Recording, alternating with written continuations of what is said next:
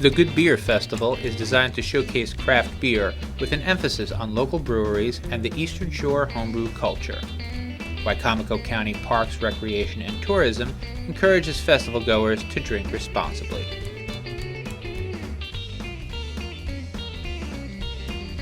Hello, I'm Andy Kitzrow. I'm the Recreation Superintendent, and today we're going to talk to you about the Good Beer Festival. With me, I've got Doug Griffith, Extreme Brewing Supplies owner and operator, and we're going to get his take on what's been happening with the Good Beer Festival for the last few years. So, Doug, tell me, how did you get involved in the beer festival? I think we've been doing the beer festivals the last 4 years. And originally, we started just set the temp up, and we did just a brewing demonstration.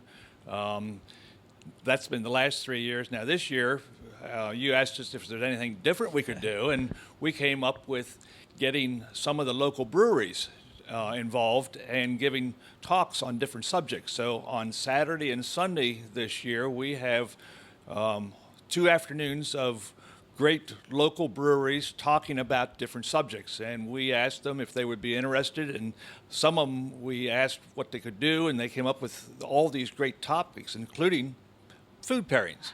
So I also heard in the Good Beer Festival, we're going to have the Homebrewers Garden, which is where we're going to be doing the beer talks. There's also the big component of the homebrew groups, and I know, including your demonstrations, we're also going to have maybe a homebrew club or two out there. Tell me about that. Yes, we'll be doing demonstrations both Saturday and Sunday to give extract brewing, show people how that's done. Also, we're going to have DUH, which is Delmarva United Home Brewers, which meets mostly at Dogfish during the winter and then people's homes during the summer because it's too busy downtown Rehoboth. But they're coming. They're going to bring a what they call a jockey box, which allows them to cool the beer, but they'll have some beers to taste there Saturday and Sunday, so they'll be there.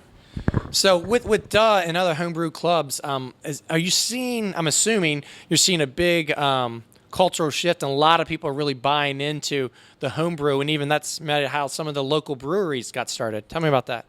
Yes, we are seeing a lot of people get together. Of course, with home brewing, people like to show off what they've done, so a good way to do it is with people who also are already doing homebrew, so hence the club. So you get together, talk about beer, bring beer to sample so that you can compare yours against somebody else or get feedback as to whether it's good, bad, or indifferent. But the interest in home brewing has been growing. Great. Well, speaking of getting people's, view on what your beer tastes like, we have our homebrew competition this year where people can really test theirs against other people, and then there's going to be awards and stuff. Tell us about what that's like. This year we've done things a little bit different. We've asked the same people, the brewers that are doing the discussions on Saturday and Sunday, to help out and do the tasting on these different beers. So you get feedback from local brewers on your beer. So that's going to occur Sunday, and most people have already had their beer in already, so we'll be sorting it and getting it ready for tasting on Sunday. Great.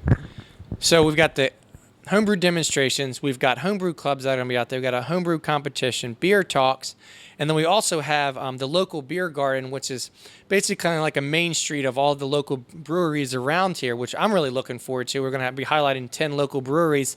But what's neat is when you hear from these people, a lot of them started off kind of here in the lab too, like you, or even with you. Tell me about your relationship with some of the local breweries and maybe where they got started. Yeah, we've got Brian Brushmiller, who owns Burley Oak in Berlin, Lori Clough, who owns the Third Wave in Delmar, and Vince Wright, who owns Finn City and brews at Hooper's in Ocean City. All 3 of those were home brewers before they started opening the brewery. And we know Tom Knorr from Evolution. We know the guys from 16 Mile, and of course I've helped Sam Calagione a lot through Dogfish in his early days. So we're associated with most of the breweries in the area. So. Great. So it seems like there's a lot of great things happening at the festival this year, and there's definitely been an evolution of where it started 5 years ago and now. And since you've been kind of around and even part of the architect behind the concept, what have you seen and how's it evolved, and has it been a positive experience? And do you think the festival goers are really in for a treat this year? Well, I think the Homebrewers Garden is going to be just the expansion of it to include the pro brewers in discussions related to beer and food pairings, but just different styles of beer are going to be discussed by the pro brewers. But just the interest in general of craft beer has been growing, let alone, I mean, look at our store. We're expanding. We're getting more interest all the time.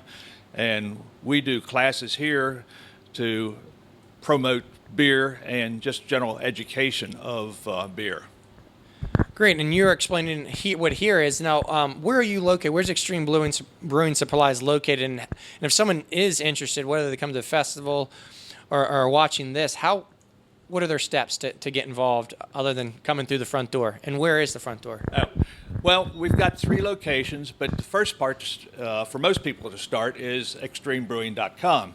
Our main store now is in Laurel, just behind Johnny Gymnastics off of Route 13.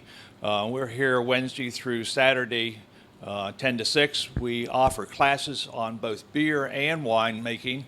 We also have, that's basic classes. We also have advanced classes regarding all grain brewing. And we try to get a couple times during the year brewers in from the local breweries to give advanced talks on things such as recipe formulation, difference between the different grains we have. Is 2 we've done, and we've done an advanced extract brewing class twice last year. So we're trying to educate the people, and I think just the fact that we've got several people who ended up being brewery owners or brewers. We've got 2 of our brewers, Jimmy Sharp, who's at Tall Tales, so and Eric, who helps us occasionally, generally every Saturday in Millsboro. He's also brewing there at Tall Tales. So we've done some education of just the home brewers, but some people advanced to actually pro brewing. So. Great. Well, that's really exciting. It sounds like a lot of great things are happening in your shop and then also in the community, and we really appreciate all of your help and support that you've given us over the years, and we're really looking forward to the festival this year. And speaking of the festival, if you're not doing anything or looking for something to do, October 11th and 12th out at Pemberton Historical Park. You can also check it out on the website, goodbeerfestival.com. From 12:30 to 6:30 Saturday and Sunday, we'll be having the Good Beer Festival. You can pick up tickets online or at the door. $25 in advance with the early bird discount, or $35 at the door. We also recommend if people just want to come out and see what the experience is like and don't want to do any of our tasting, we have a non-tasting ticket as well. So come on out October 11th and 12th to the Good Beer Festival. Thank you.